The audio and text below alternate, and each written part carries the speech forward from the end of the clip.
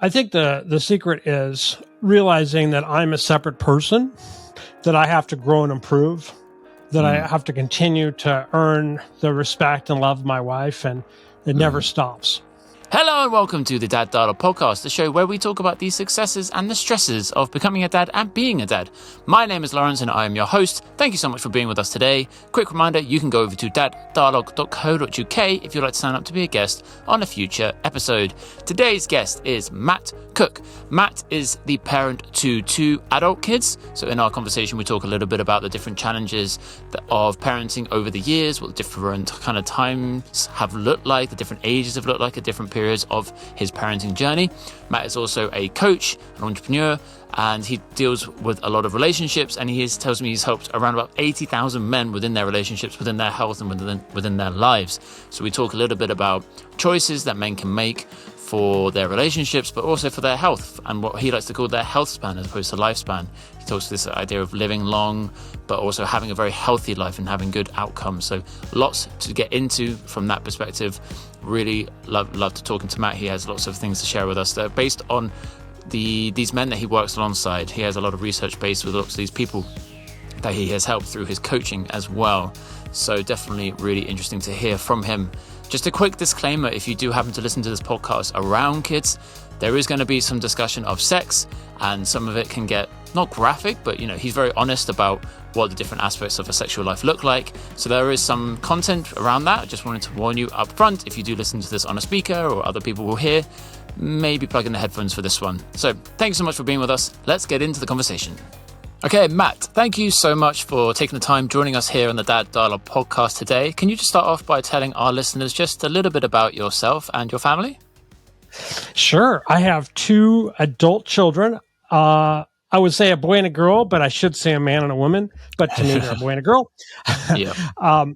It's always a wonderful experience. I have been together with my wife and just love my wife so very much after about 40 years, which proves that it can be done.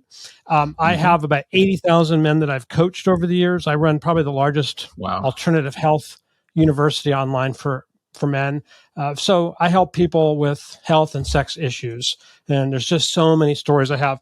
And I run experiments, Lawrence. I run experiments with different ideas. And then I have a lot of guys that will follow the experiments. They call themselves Matt's guinea pigs.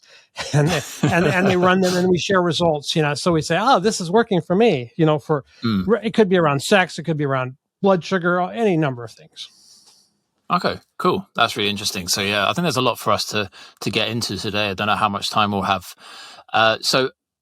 But the one thing I want to start off with, having adult kids, can you take a little time to think about what your relationship looked like kind of as they were children growing up versus kind of relationship now?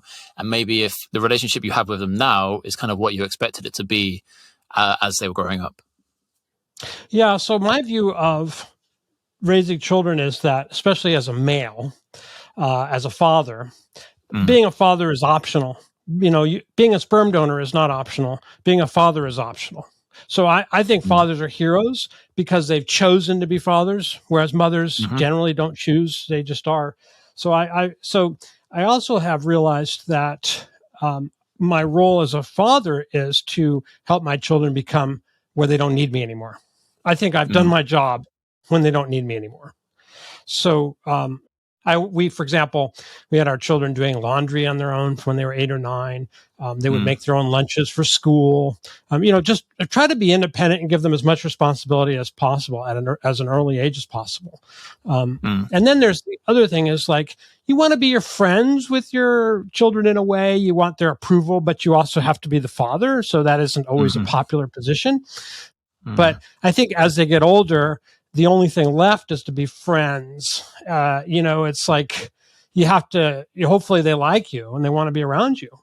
And I always tell my people, I say, I'm fortunate my kids still don't mind being around us and they take vacations with us. And we just went to Italy last year with a whole family, and we're going to do another family vacation, and we get together quite a bit. So I don't take that for granted because I didn't feel that way about my parents. Like I didn't really want to be around them that much. I didn't really like them that much. So I feel like it's a win when we're popular. So we go from being parents to friends, in my opinion. That's awesome. Can I just, so there's an interesting kind of debate, let's say, around dads of this age, so like millennial dads, I guess, as being the dads that have spent most time with their kids of a kind of any previous generations up until like the kind of the First World War or something. There's a stat likened to that.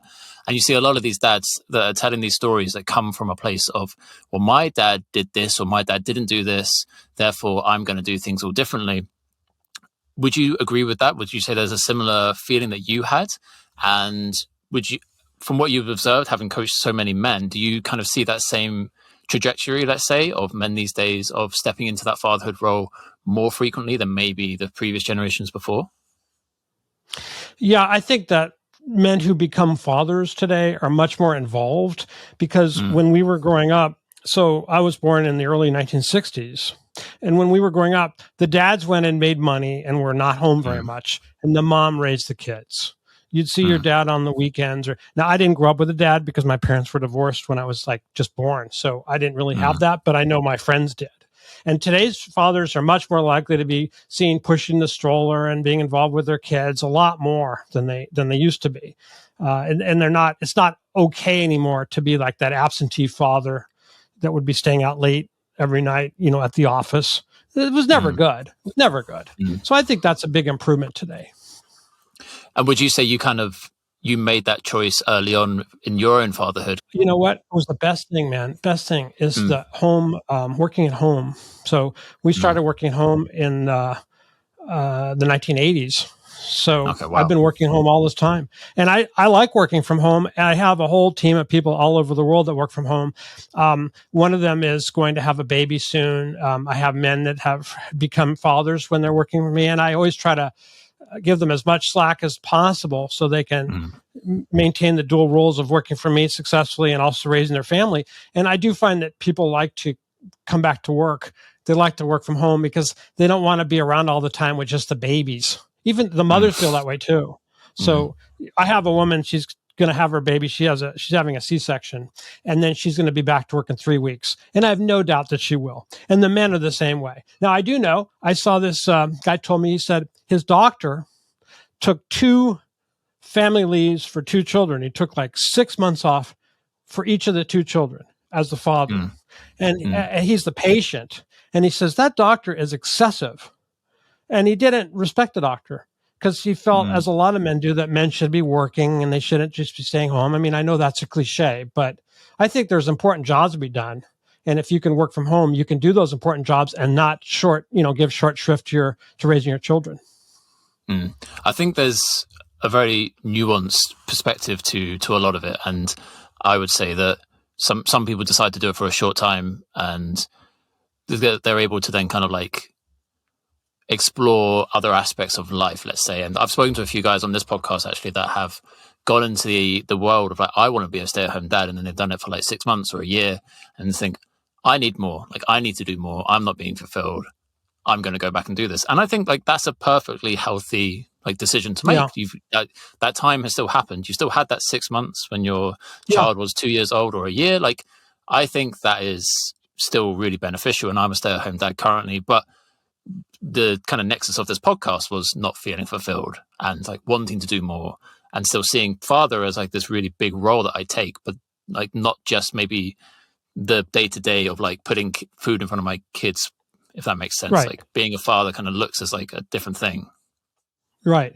Well, I think to me, I never was interested in particularly taking care of babies. I don't even like babies. I always wanted children, and it's the greatest thing I've ever done, but I don't like babies, and I'm okay with that. So I was happy we had a nanny to watch them when they were little. My wife had to work. I was working too. But I was working at home so I could watch things over and everything. But I'm not a person that wants to sit home with babies. I feel like my work is too important. And now there's so much working at home that I think we can have it all if we're careful and if we're disciplined. You have to be able to lock the door or shut the door to get work done. But it's okay if you're having a meeting and somebody hears your kid. No one cares about that anymore. That's what's cool about the world now. Yeah, for sure. And it's interesting you said you did it in the 80s. So what's it like? Like, what led you to want to kind of go down that route and kind of maybe before the generations that are doing it now in terms of really prioritizing time with kids? what made you and your wife maybe try to achieve that so early on? Well, honestly, she was a professional woman and making much more money than I was, and she had to go work in an office because it wasn't. Although ultimately she ended up coming home and working from home too, and so we've both been working home since our kids were born all this time. I think that the role of a father is different from a mother, and I don't ever really want it to be in the role. And I appreciate men that do want to stay home, like what you're doing. I appreciate that very much. My thought about it for myself is that I want to help my kids grow up. I want to help my kids face the tough world out there. I want to be the one that's going to give them jobs and projects and help them grow. The mother's nurturing and everything. I'm going to be a little bit like the proxy for the real world, a little bit like tough so they can toughen up a little bit, I guess. And I felt that that's a good role. I think that's a good role for fathers. I think, mothers sort of bring up kids to a certain point, but then the father should be taking over and helping them become independent on their own. I think that's more of a father role than a mother. Yeah. And I think the roles obviously develop so much. I mean, kids develop so quickly. Our roles as parents will develop so rapidly as well, that I think that's why it's so important to kind of stay up to date, so to speak, with what's kind of happening in the outside world. I think that was the kind of my drawback the first few months of being a stay-at-home dad, was like, I was so insular. I was like, I tried to do the whole like house husband thing. I was like, I'm going to make everything perfect. Like, it's isolating. Like life's going to be great. Exactly. So that's why I think it's so important to kind of keep up to date and it kind of keep your toes in maybe the career that you were in. That you want to go. Like, I used to be a teacher. Yeah. So like, I've still got my toes in that, like what's happening, keeping up to breast with it. If I do want to go back into it, like when I choose to go back to work, which will be, fairly soon, let's say. So yeah, it's a really interesting discussion, I think. And obviously it's super nuanced, but depending on the individual. But one thing that really I learned a lot, I don't know, were you in the delivery room or whatever where your baby were born? Were you there? Yeah. Yeah, just for the delivery room though. Like that was it. I wasn't allowed in the hospital for the rest of the time. Yeah. Oh, really? Okay. Well, I was in the delivery room. The point is that when the baby comes out and they put them on a scale or they put them upside down and they, get them breathing, they're like have a personality that is instantly evident. And then that personality is the same their whole life. It's just like, I used to think that we as parents made an enormous difference for our children. I think we do. We can cause a great deal of damage, but I think that we can also just let them be and they develop into who they are. And that's more like what really happens, that there's so much that's genetically determined and, we kind of have to get out of their way in a way. And I never thought that before. I think I learned that from looking after the two kids, because my oldest would learn to do stuff by himself when I was trying to help the youngest with something. Like, he's been asking me to help him do something, and then he realizes I can just try this myself, and then he can do it. And it's a really difficult thing to try to think about how to teach. But once they do get it, it's that realizing that they can just try it. It doesn't matter if they mess up, but they can try it and they can eventually do it. And and his personality there, he'll probably be that way his whole life. He'll probably be like that. I mean, your kids, I found that, and now they're in their 30s, that's exactly the same personalities, really. That's really interesting. I'll have to think about that. So you're a coach and entrepreneur. Was that the same kind of role that you had when your kids were growing up, when they were smaller? Yeah, I did. Yeah, I did. I didn't do coaching. I was an entrepreneur. So. Okay. And what did it look kind of like running your own business, maybe at that time when they were younger and smaller to now? Did you see that being a lot of stress, a lot of pressure in terms of kind of providing? But I know you said your wife also was working a job. Do you think that the world has developed a lot for people that are looking to run their own business and have a family at the same time? Can people have it all? Yeah, it's much more, much easier now, and nobody minds, and you can have your kids with you, and it's fine. People are just, if anything, jealous. When I used to talk to people, I would be on my cell phone. I'd be maybe hiking. They never knew where I was, and they pictured that I was in the office. But now, when you talk to people, they don't assume you're at the office anymore. Okay. You could be anywhere. True. So it's kind of cool that way. So, I became a coach about 15 years ago. because I had my own health, very, very significant health and sexual problems, very, very bad problems. And I was born with some health disability, and I probably wouldn't have been, it's not my opinion, doctors felt, I probably wouldn't be alive by the age of 50. And I managed to sort of stumble into a cure where I was literally, you're not supposed to do this, but I was literally able to stop taking all my medications, and I was fine after that. And I never had that problem anymore. And to this day, I don't. And I got over several other issues that way. And I've always had people really interested in my health journeys. And then I just started coaching people, and one thing led to another. And I ended up coaching, 80,000 people over the years. It's been crazy. So what does that look like? 80,000 people, you must have had so many conversations, so many experiences. How do you approach that, and how do you kind of like balance those? Because they're obviously sharing, they're coming to you with problems, I'm sure. How do you kind of balance that and ensure that it's being kept at a certain distance so it's not like kind of reaching you and affecting you in a certain way? Yeah, right. Well, I do empathize with people, obviously. Like just earlier, before I was on with you, very painful, difficult message from a man whose wife might have breast cancer, and she's no longer interested in sex. She says, "Why are you thinking about that?" And he's feeling desperately like in need of human contact. He doesn't want to fool around or have an affair. He doesn't know what to do. He's in great pain. And he says, "What should I do? You're the only person who I can tell this to who might have an answer." And I get that all the time. So after a while, you kind of know the things that have worked for other people. That's all I ever do. I don't make anything up. I'm not smart enough, but I just know the things that have worked for so many other people. And I can kind of reflect that to that person and give him some things to try. One of the things that I'm very concerned about that you might find interesting for your podcast is that how sex changes when you have children, how everything changes when you have children about sex and about the relationship that you might have had or a man might have had with his wife or girlfriend after they have babies. Because to a great degree, men and women have more or less equal sex drives, depending on the woman, depending on the man. But I mean, more or less. But when children are born, a lot of times women lose a lot of their sex drive. Not always, but very often. And in a sense, their biological imperative has been met. Their sort of genetic job is to have babies. Well, now they have babies. So, and their hormones change. And then usually they'll get a little bit older and they'll go into that period before menopause called perimenopause. And all of that can lead to a dramatic decrease in their sex drive. Well, men's sex drive doesn't change like that.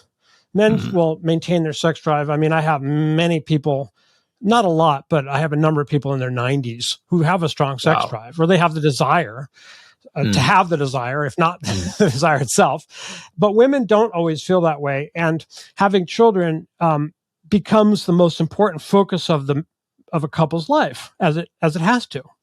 Right. And so that is like, a lot of times you'll have them in your bed, and a lot of times sex gets kind of put aside. Not always, but a lot of times. And this can be a grave mistake. And a couple has to negotiate that or navigate that, not to lose it altogether. One thing that can help, how long was it that you were together before you had your first child? That's a good question. I'd have to work that out. I think we were married for about a year and a half, maybe 2 years. God, it's all such a blur. Oddly enough, today is our 8-year anniversary of meeting. Congratulations. So, thank you. That's great. God, we were married 6 years. Maybe more than a year. Yeah. More than a year. Yeah, for sure, Yeah. So there's something that happens after a year. The first year in a relationship is what is often called by psychologists the honeymoon period. Like there's a hormonal thing that you're just crazy about each other and nothing else really matters. Once that ends, lusting. Once that ends, which it always does. That's when people, feel like, oh, this is not as fun as it was. And sometimes they break up. I mean, there's a lot of breakups at this 1 year anniversary. But if you have your kids, let's say 2 years later, you've gotten through that, you have a foundation in your relationship. So you can have your children, and if you can't have sex for a while or whatever, it's okay. You've had some experiences together beyond that honeymoon period. So I think it's very helpful if you've had a relationship for like 2 years or more before you have children for that reason. Yeah. Yeah. No, I would agree with that. I mean, that's similar to our story for sure. So, but yeah, it's an interesting topic for sure. I listened to a podcast you were on earlier, and I'm guessing this is a lot of the guinea pigs that you alluded to earlier. Do a lot of the experiments kind of focus around this aspect of health? Is the sex researcher? Yeah, a lot of it is sex, but a lot of it ended up that way. But now it's moved a lot into health because people on, for example, high blood pressure medication, a lot of times for men, it kills their erections and the libido. A lot of men will get type 2 diabetes, which makes ED almost universal. And they lose the ability to have an erection. They lose the drive. All sorts of things go downhill. And what I found is to fix one problem, you had to fix all of them in a sense. And we found a lot of stuff that people were doing. I always have people work with their doctors, but a lot of the medical interventions cause a lot more problems than they solve, sadly. Especially for chronic diseases. They tend to cause people to lose their sex drive and lose their ability and everything, which, I don't think doctors pay close enough attention to that. Here's an example. Even for women, a woman could be prescribed after she's had cancer. She might be prescribed an aromatase inhibitor, which is it lowers estrogen, which a lot of cancer is fueled by estrogen. And so these remove estrogen. Well, they also cause what's called vaginal atrophy. They cause the walls of the vagina to get thin and delicate. They cause her not to lubricate well. So now she doesn't really want to have sex as much. She's not, it's painful. Why would she want to? So doctors never even think about that. And they don't talk about that. And women never discuss that with their doctor because what's the doctor going to know about it anyway? Nothing. Nor will they even care, really. So that's why men come to me because they say my wife's having pain and she, we want to continue our sex life, but it's causing her. So we solve a lot of health issues when we solve sex issues. Yeah, that's really interesting. And I think what you're kind of touching on a little bit is something that I've noticed from the very popular YouTuber, Dr. Mike, when he talks a lot about kind of holistic care for patients. And something that I try to do as much as possible is really think about what can I do, like the kind of before the doctor's office, so to speak, and you want to kind of stop the needs for a prescription of something, or even like doctors can. That's right. Obviously, give you lifestyle changes. Primarily, that's what they should be doing. That should always be the first thing. What are you eating? What are you drinking? How you exercise? It's never. They don't even ask. They don't even ask. I know. It's absolutely true. So I think a lot of the listeners to this podcast are probably like around my age, maybe a bit older. They're kind of dads for maybe smaller kids, maybe in their 30s and 40s. What would you say is one of the most important things for a man or a father within their 30s and 40s for the choices that they make to ensure longevity? Because one of the main things that I go to bed thinking about every single night is how am I going to be here to see like both my kids get married? Like that's so important to me. And how am I going to be around to make sure that I see my grandchildren if they have grandchildren? What would you say that's the main thing for someone thinking like that? When we're in our 20s and 30s, typically, we could get away with a lot of things. Like we could stay out all night and be okay the next day. We can treat ourselves poorly. We can avoid exercise, or we can exercise too much, or all these things we can recover from. We're resilient. We then hit around 40. All of a sudden, everything starts to crack up. It's been cracking up for a while, but it just appears. And that's when men start feeling like they're falling apart, Lawrence. And then that's very, very common. And then they hit 50 and it's even worse. And that's the common thing. And so a lot of the men will be like taking, metformin for prediabetes. They're taking lisinopril for high blood pressure. They're taking Prilosec for their reflux, and they say, I'm healthy. I just take all these medications, but I'm very healthy. Well, not really. You're not really healthy. And what you need to do is there's some underlying issue there in your health that will keep you from living a really long time. And it's not just about how long you live. You know that expression, health span versus lifespan? Isn't it all health span? It's fine to live till 90, But I don't want to live like my dad. He died at 92, but the last 10 years he had dementia and was bedridden. I don't want to be like that. I want to be healthy. It's about health span.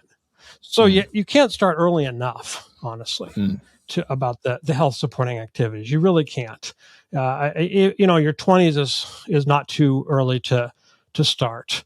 And unfortunately, there's a lot of people that talk about, I call them the keto bros. Keto diets work for some people. They work very well for some people, but a lot of people are online, these gurus, so-called, and they will tell you the one thing, that you should do. It may not be the one thing you should do. Maybe it's the thing you shouldn't do. Yeah.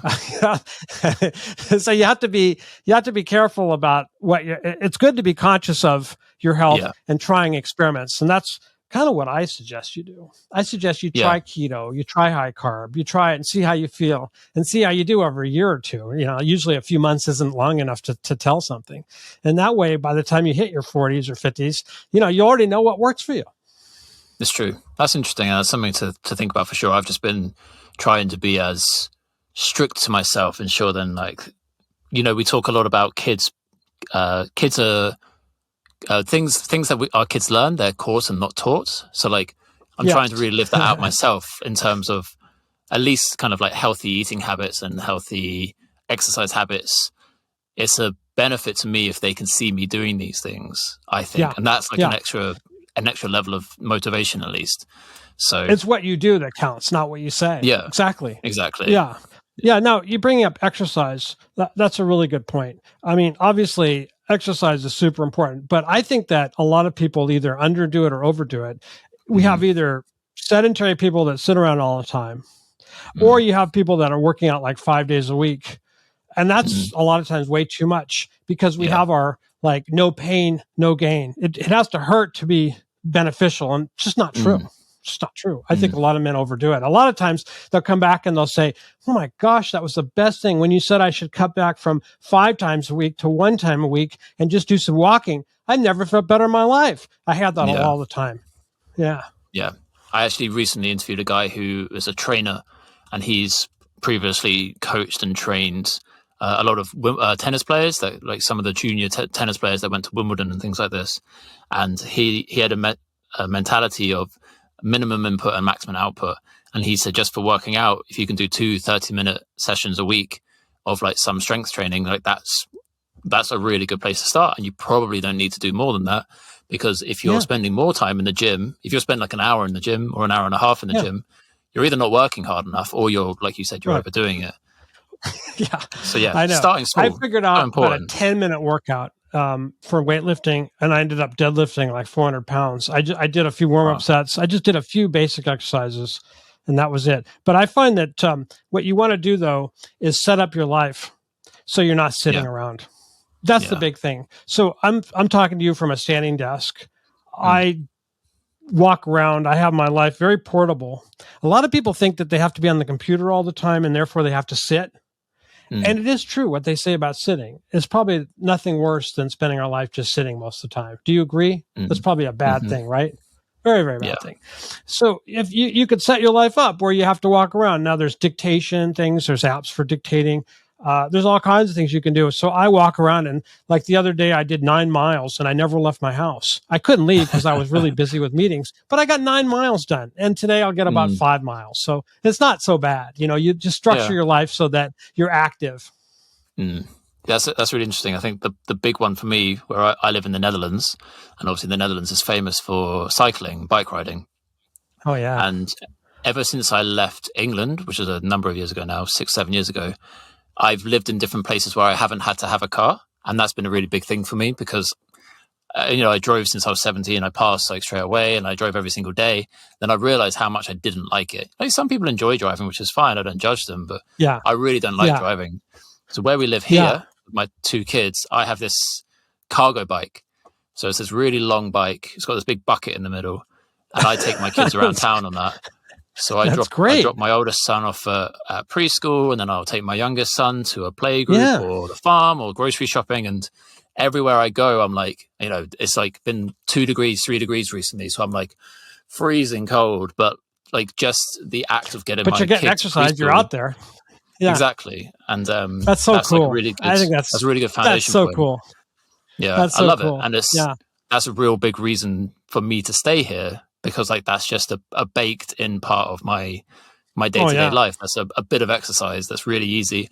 And I love cycling. So I don't have like, to. You kind of have yeah, to. And you set your life up. You kind of have to exercise, and it's fun, and you enjoy it. yeah, And that's what I mean. You kind of set up your life so that you have the health giving activities built in. yeah. You don't have to worry about them. I had And you a have to gym work in out my what you house. like. You have to. Oh, that's cool. Exactly. So I have a couple things too. Like, I don't know. Do you want to talk about relationships at all, or married Yeah, relationships with kids, or? Yeah, one of the questions I wanted to ask you. So married for 40 years. I don't know if you know the stats in terms of how many marriages last that long, but I mean, I know that most of them don't. So No. what would you say is the secret for being married for 40 years? I think the secret is realizing that I'm a separate person, that I have to grow and improve, that I have to continue to earn the respect and love of my wife, and it never stops. And I think that's, it's no different than being single, except you're with somebody. You don't let yourself go. I have so many married people. They basically got married and then they let themselves go. And then they're coming to me because they have a lot of issues. Women don't do that as much, but men do that a lot.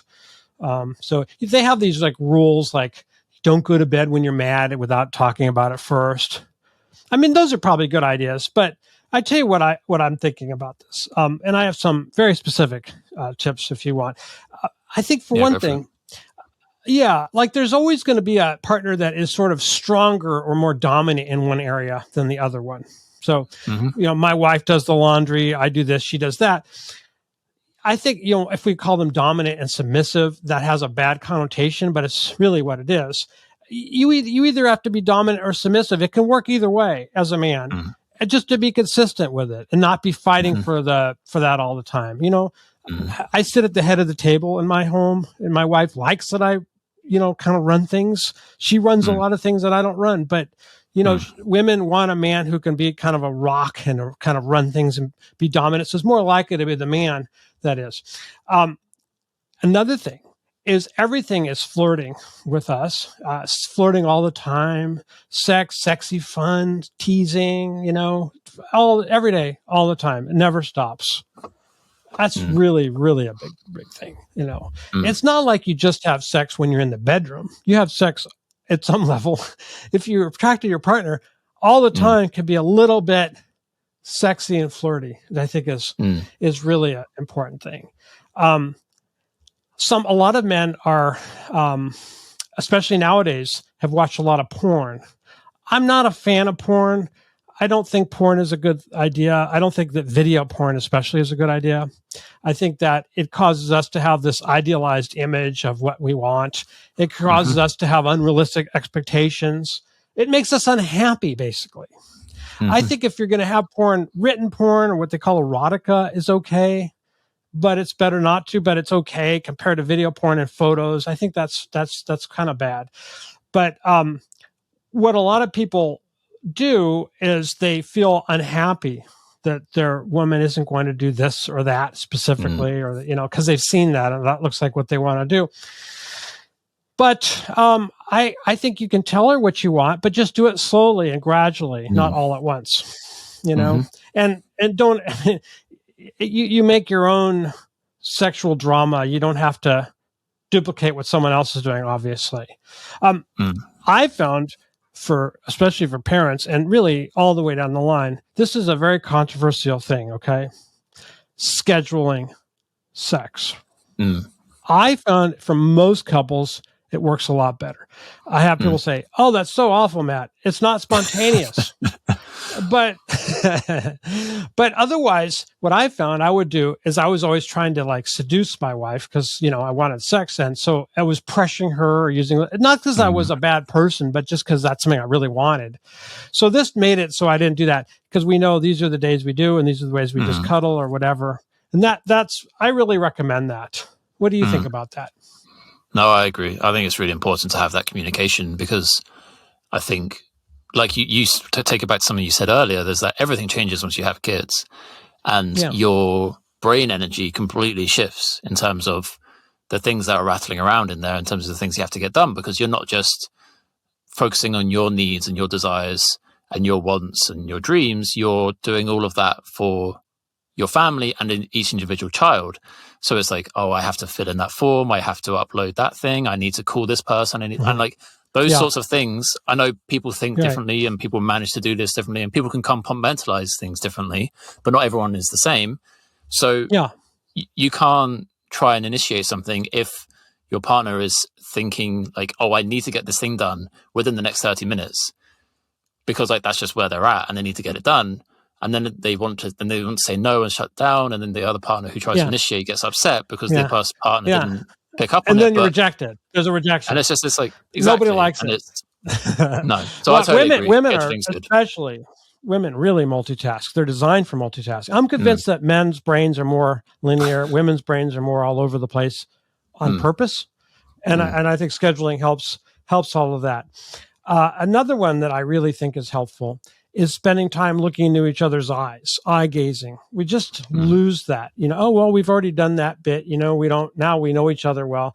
Eye gazing is really fantastic. If you have an orgasm, eyes open when is fantastic. Another one, a lot of couples, they stop kissing. Now, depending on how long you've been together, that's a very easy thing to have happen. It doesn't seem like it when you're younger and you've just been together a year or two, but after a while, and that just, everything just falls apart without constantly doing something about it. Don't stop kissing on the mouth. Long kisses locked together for 30 or 40 seconds. They're very sensuous, big deal. Really a big deal. That keeping the romance and the sex alive is absolutely critical. I realize when you get home from the hospital and you have the infant, it's the last thing. But shortly thereafter, men, we don't lose our sex drive. Your testosterone levels fall when you're a father a little bit. They're supposed to. Did you know that? You probably knew that. I think I just knew that they tend to fall. I didn't know specifically when a father, but I know that they're on a downward slope for most of the time. They don't have to be, but they take a little dip. Okay. Yeah, it's true that a lot of people are told that men's testosterone levels fall as they age, but it isn't true. Actually, can stay the same. But what is true is that if they have some kind of a chronic disease or illness like blood sugar problems or high blood pressure, then their testosterone levels falls a lot. But if they're healthy, it stays up there their whole life. Oh, okay. So that comes back to that holistic health that we talked about, just being approaching those things of being a healthy individual. There was one thing I want to say that was that reminded me when you're talking about the kissing thing, is that I think, at least from my perspective, and I think other men feel this as well, it can sometimes feel as though to be romantic, you have to do something new.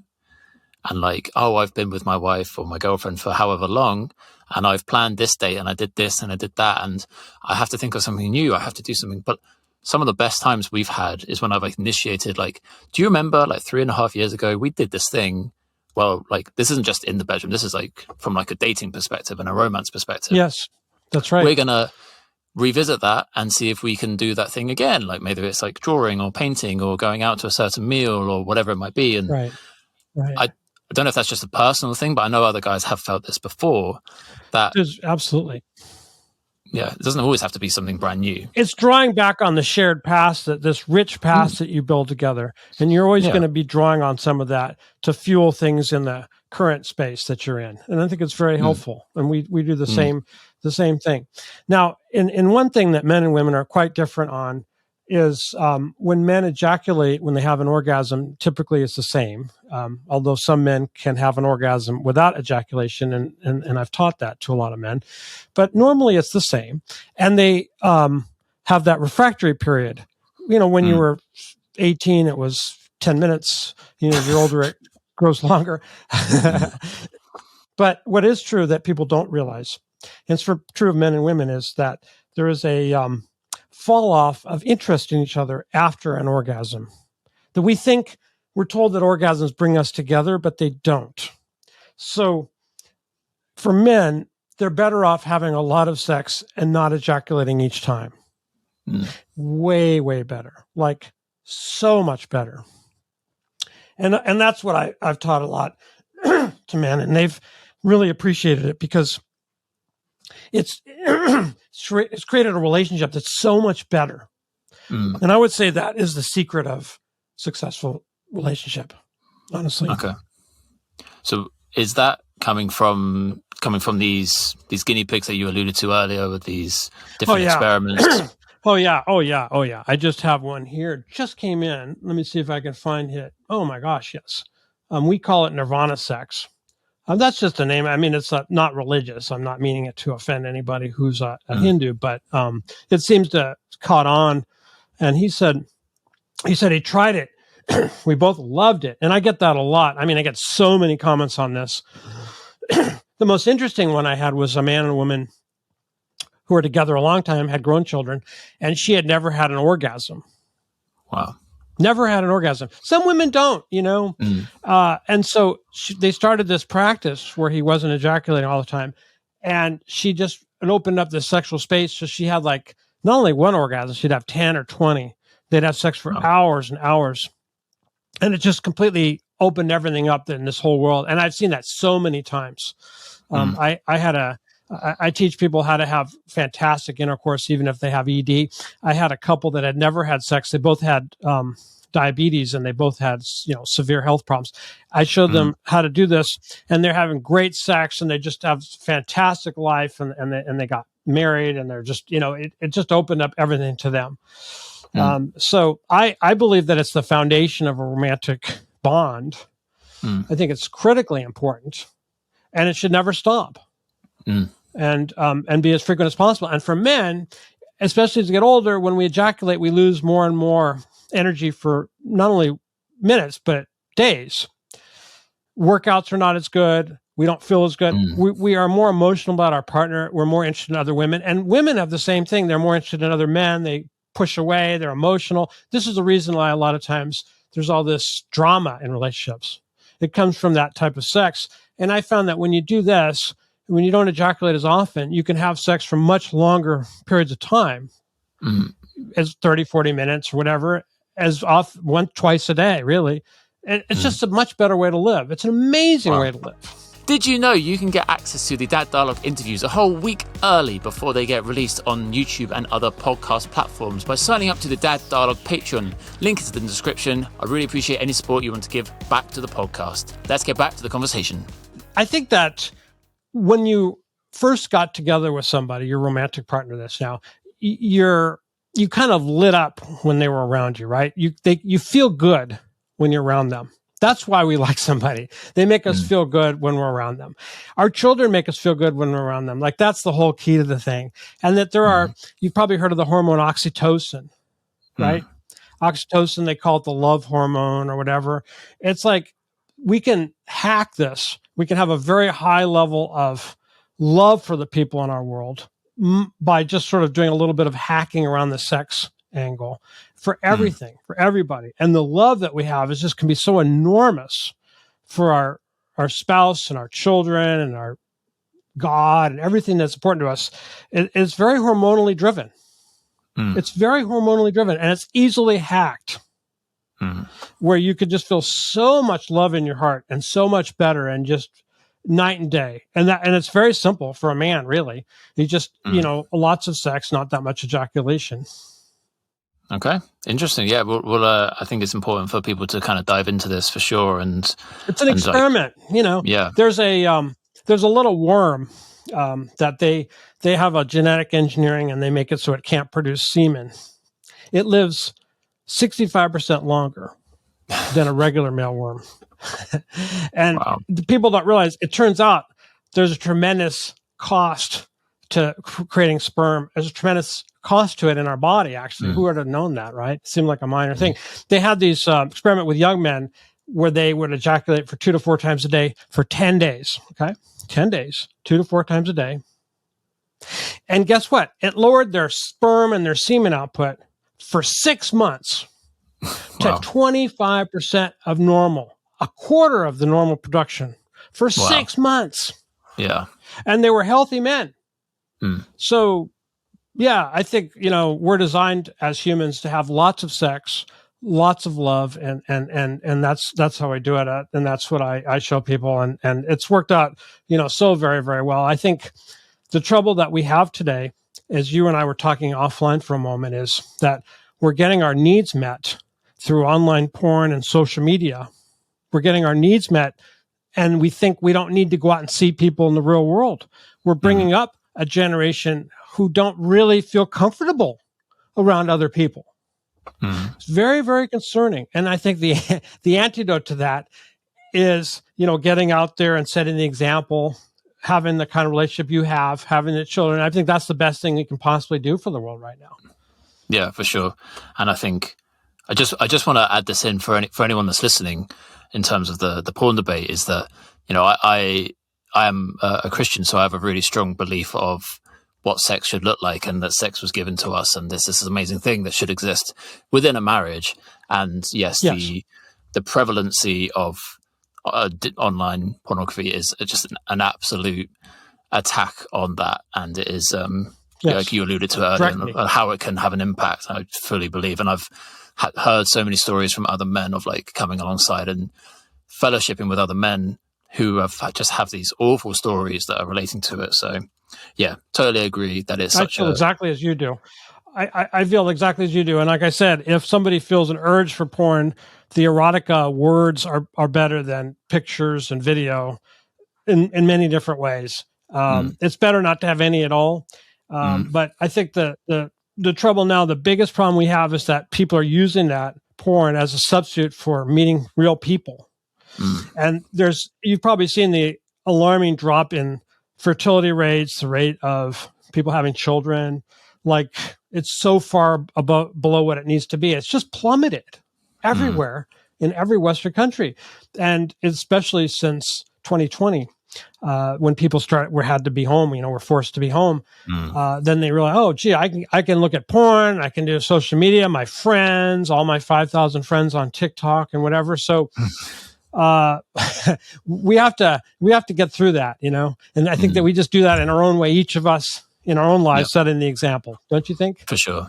Yeah, we can't overreach, and I think that kind of defeats the point, doesn't it, of trying to reach too many people and have a big following. They kind of become part of the problem again. So it's trying to, like you said, reach the people that are in front of us and ensuring that we're making that quality. And I've spoken to a few guys actually about different aspects of just what quality looks like in different aspects. And I think we're men called for quality, not a huge amount of quantity of our output, if that makes sense. So I wanted to bring it back just a little bit, just a couple of final questions, but one I really interested about in terms of kind of having adult children now.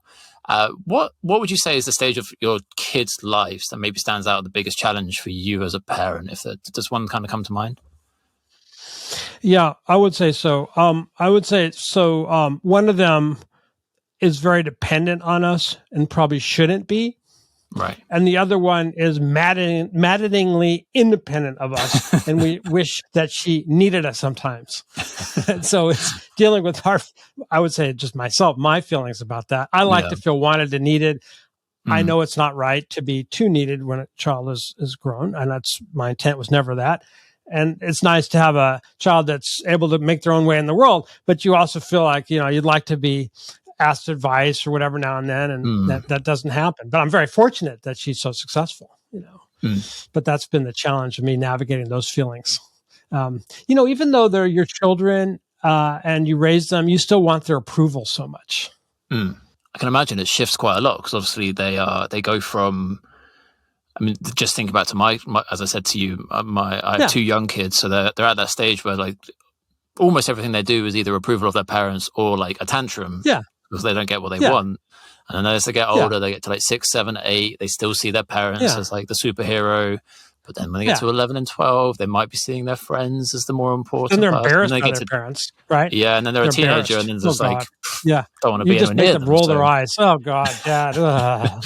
Yeah, and then hopefully, they come back around at some point. Yeah. But that's it. And then also nowadays, some of us are navigating the grandchildren. Like, I don't think we're going to have grandchildren because my kids aren't really interested in grandchildren. So that's a great disappointment. There's nothing we can really do about it. You don't want your kids having children because you want them, right? That would be bad. You want them to have their own life and to be happy, but it's also very disappointing when they don't want to have children. And it's a very common scenario right now, Lawrence. Very common. It's certainly true in my family.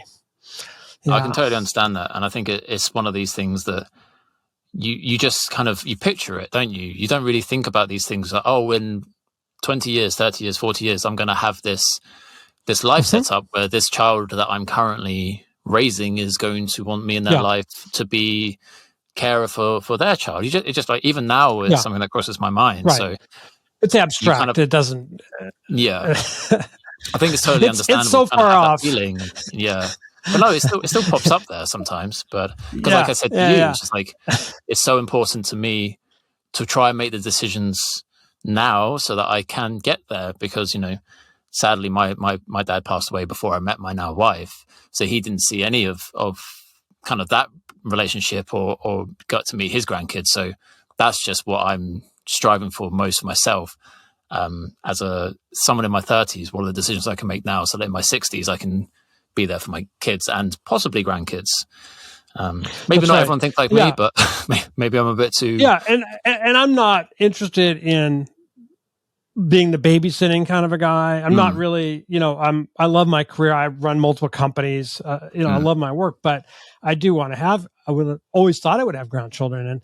And it's like a little death, really. It's a grieving that my wife and I are going through. Because, it's something that we expect and hope for we're not going to have. It's very heartbreaking. And I think millions of parents are going through the same thing, because so many of their children are just saying, I'm not going to have kids. You know why I'm not going to have kids? Because I like doing what I'm doing. I like taking vacations. I like my career. If I had kids, it would mess all that up. It's so expensive and I wouldn't be able to take the vacation. I don't want to do that. And then we say, but don't worry, your mom and I are here for you. We'll take care. Yeah, it's just too much. We're happy. We don't need it. We'll get a dog one of these days, maybe. That's what happens. Yeah. I walk around Saturday at this big farmer's market we have, and I count the 1, 2, 3 strollers. You know what's in the strollers? Dogs. Don't get me started. That's so weird. And they're occasionally a baby. Usually 20 dogs to one baby. We've got a problem here, and I think it's true of in Holland. It's true of UK. It's true of every Western country. No, for sure. And, I think, when it hits home, it's personal. It's really upsetting. No, I totally understand that, and I think that's a legitimate kind of way to think about it, because you must have been thinking about it for such a long time. So just kind of on a similar kind of topic, as we talk about what maybe some of the current generations are thinking in terms of how they're making decisions, I'm curious, as someone who's an entrepreneur and would have spent a lot of time being kind of tech savvy, let's say, of expanding businesses within the digital world. So you would have had to have grown a lot of skills within the digital space. How do you observe the current digital space and the internet versus when you had to raise your kids and you had to make sure that your kids were being safe online, inverted commas for any podcast listeners, any audio listeners, when we talk about kids being safe online in terms of the content that they're consuming, in terms of how they interact with others. When I was a child, like that was kind of the blossoming of it. And it was kind of the Wild West at some time, but it looks very different now. So how do you observe that? And what are some of your kind of thoughts on that topic? Yeah. Well, when I advise parents on this subject, I always advise them to put very strict parental controls on their router. So it's just a lot harder to get through a router than it is to, especially if they don't have the password, than it is on your phone. Of course, they can go somewhere away from your house, and there's ways of dealing with that. But I don't think you can be too careful about restricting what kids do and how much time they spend. And I know a lot of people like supervise their children while they're doing their homework, and then they're not allowed to use the computer after that.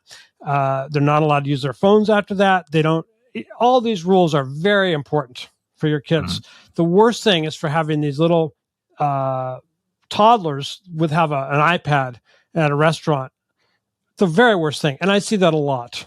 But the very smart parents are making sure that their kids are developing an intellectual life beyond a screen, because that's what they need to do. Otherwise, they're dooming their kids. Unfortunately, the brain is very plastic and it changes according to whatever you're feeding it. And these kids' brains have no attention span. They're not able to ever read a book or pick up anything for very long.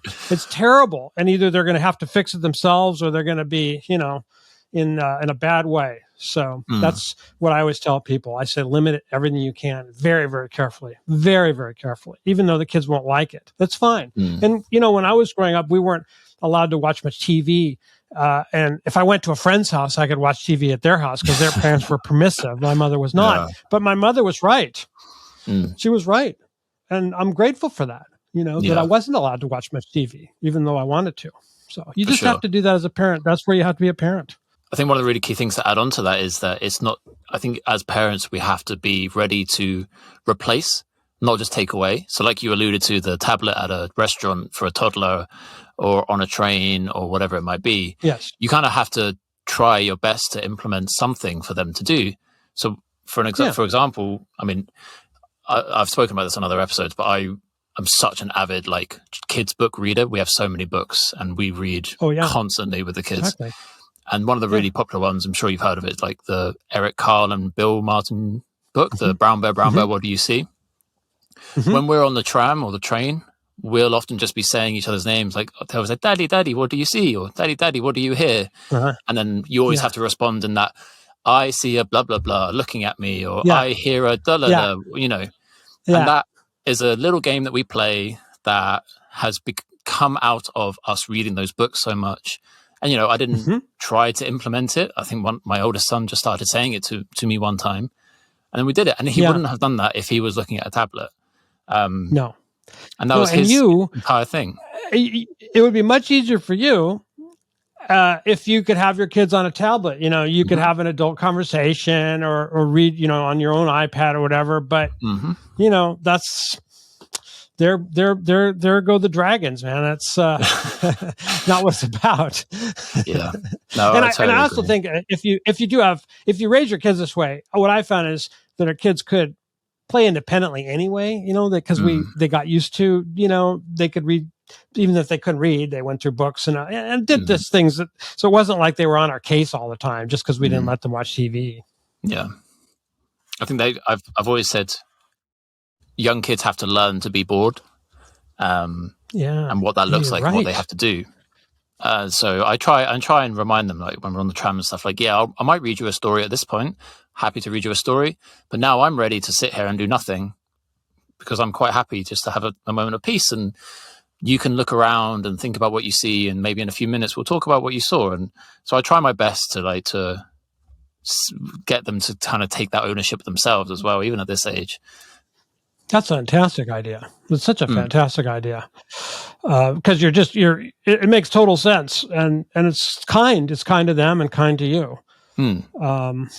I think that there's just no reason that parents have to think they have to park their kids in front of a tablet when they're little. That they've done a lot wrong if they think they have to do that. And I see it a lot, everywhere. And I have that young man working for me who's 24. He's been with me about 2.5 years. And he says, I can't watch a movie. I don't have the attention span to watch a movie. I can't even watch a long video. And I was like, okay, well, he grew up in that world, Yeah. That's what's going to happen. That's our future. The thing I always think about people, that can maybe spend however long, 10 minutes, 20 minutes, whatever it is on Reels or TikTok, whatever it is.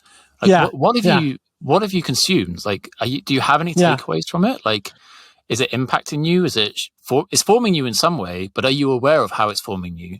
That's the really scary thing to me. Like, because I use Reddit and other forums, and I'll sometimes find myself dropping into them. So wait, what am I doing? Like, why is my thumb just doing this thing? Like, because it's 10 minutes apart, and it's like 10 minutes. Like, what have I done with this 10 minutes sort of thing? So, I like what you said. It's important to be bored sometimes. I remember it very clearly when I was growing up about how often I was bored and how beneficial that was to me. Having my own thoughts and developing my own self-ability to regulate and experience my own thoughts and emotions. And I wouldn't take that away from anybody. I just think it's so critical. And yet in our world today, you don't have to be bored for a second. And in a sense, everything is boring. when nothing is boring, right? We're at this level. It's constant dopamine. It stops having an effect in our brains. And that's what people, and it's called anhedonia. You know, people just suffer no pleasure of anything because their dopamine reward circuits are burnt out from the reels and the TikTok videos and all of that and the porn, and they don't feel pleasure at anything anymore, you know, and then they probably need to rehab. But there's no such thing in our world. Well, maybe there will be soon. And I just want to say, for any listener that is relating to this and maybe realizing they need to make a change, I think it has to start first of all with yourself. And if you are on a train or waiting for a bus, or I don't know, waiting at the takeout for your whatever it is, and you're with your kid, are you taking your phone out for that 2 minutes or whatever? Like, is that your initial response? Because if you are doing that, then they're going to see that and they're going to want to do the whole tablet thing or whatever. They're going to want the constant engagement thing in front of them, rather than let's look around and see what I can see. So what do you do? So how do you get out of that? Let's say, because a lot of fathers are in that. How do you get out? Like, you know, there's a withdrawal that you're going to experience. Plus you have the kids who are kind of used to that. What do you think is a good way of getting out of that syndrome? I mean, if they're with their kids, they can just talk to their kids, like ask them what they see. And even if they're not talking, even if they're little kids, like you still talk, like, what do you see? What do you smell? What do you hear? Right. I mean, it is a little bit different if you want to encourage them to have that broad aspect and for them to kind of maybe try and instigate it. I mean, I'm surprised that anyone with kids isn't happy just to kind of sit there or stand there quietly for 30 seconds and not do anything. I love it. But you know what? I've seen exactly what you're talking about so often. I know. Yeah. Well, one of the things that I like, I think the Apple might have an app for this, but there's an app called Freedom. Have you heard of it? And there's several others. And I think Apple has screen time. Anyway, what you can do is you can make it so it shuts off your phone for like an hour. Like it works. Like you can take calls, but you can't, you know, you can select different varieties of limitations. But that way your phone is, and you can't really you can't, like there's no subterfuge that works. You have to borrow your wife's phone if you need to look something up, and it gives you like an hour of freedom. It's called Freedom. It's really true. I mean, that's kind of what it is. So you can start that way, 10 minutes, 15 minutes. I mean, it can be hard enough for people, you know, just start somewhere and just start carving out a little time when you're not on the phone. Yeah, definitely. It's a good start. Yeah, for sure. And I think that's a really important thing of any aspect of self. I'm not saying this is a self-help podcast, but anytime someone listens to something or reads something that they want to make a change, it has to start really small. Otherwise, it's not going to be sustainable. And I think there's a lot of content out there that says the 7 things you must be doing to be a good husband. Like, do them now, or your wife will leave you. You know, there's a lot of scaremongering tactics out there. Right. And you know, it's not like that. It's just start with what you can do and make a small change to your habits. And small change is very hard. It's hard enough, you know. Exactly what I think so too. So I like the apps like Freedom and Screen Time, and you can turn on and give yourself 15 minutes, you know, and then hopefully that'll become something that becomes regular. And then your brain, it takes about 4 to 6 months for the brain to really change structure. And basically you're talking about a plastic change in the brain, a neurological remodeling that takes place that extends your attention span and makes things that are normal seem cool. Because when you withdraw from it, the world seems gray because you have low dopamine and everything seems boring and nothing gives you pleasure. So, and you have to get past it. That's true of withdrawing from alcohol, gambling, shopping, any kind of addiction. Your phone. So you have to realize that you're going to feel bored and you're going to feel like nothing's much fun for a while. Yeah. So true. But even if you do it for a short time, you know, here and there, you can start expanding that. That's a great start. Yeah, definitely agree. So, Matt, one of the questions I love to ask all our guests when they come on at the end of the last question, we kind of wrap up things, is if you were to think back to before you became a dad for the first time, so what do you think Matt back then, what piece of advice do you think you would give him? What did he need to hear before he welcomed his first child into the world? Listen more to other people. I found that listening more to people, I'm still bad at it, but I'm better. It's given me so much of a gift. And I was so bad at listening to people. I didn't think anybody knew anything. Yeah, I can understand. Yeah. I was a fun kid to bring up, I'm sure, with my Sounds it, yeah. Yeah. Cool. Well, that's a really interesting realization for sure. But no, agreed. It was. I have some wonderful people in my life, and our other guinea pigs teach me so much, and my my wife and my children, and there's so much spiritually, so much. I just listen more and more, and I realize, these people have been telling me this wonderful stuff all along. Why didn't I ever hear them? Some days they'll say, I was telling you this for the last 10 years. And I go, yeah, you're right. I'm sorry. I'm slow. I think the real powerful thing with being a good listener is that you don't, just because you listen to someone doesn't mean you have to agree with them or implement what they say. You're just listening to them. Like, that's the first step, is listening. So totally agree. See, that is exactly what we do, especially as men, when our wives complain to us about something, right? We go into fix-it mode. But she doesn't really want us to fix anything. She just wants us to hear and empathize, And I think that's true of most people. They don't want you to help them fix anything. But I always go into this repair mode, and they don't really like that too much. It's better just to listen to people and empathize with them, and I try. I'm working on it. And there we have another Dad Dialogue conversation. Of course, a huge thank you goes out to Matt for coming on the show and sharing his story with us. I really did find it interesting talking to Matt, talking to him from his own parenting perspective, but also obviously his lens of all the men that he's helped within his business and the research that he's done into men's health. And obviously as dads, it is important for us to come together and understand the steps that we can make to be the healthiest we can be, to benefit our family, and of course so into our relationship with our partners, our wives or our girlfriends, to have the best relationship with them so we can be the best husbands, best boyfriends and best parents. So really did appreciate talking to Matt, who had lots of different things to talk about and share about. I hope you've been able to take away something from this episode. If you want to learn more about Matt and the work that he does, you can go to dailymedicaldiscoveries.com. I'll put a link in the description. He posts lots of articles on there if you would like to hear more about what some of the things that we were talking about in the episode in terms of his research and the things that he publishes. So it's all up there, lots to dive into. If you are interested, of course, a link will be in the description. Thank you so much for joining us for the Dad Dialogue podcast. Again, you can go over to daddialogue.co.uk if you'd like to get in touch with the show or sign up to be a guest. Thank you so much for listening.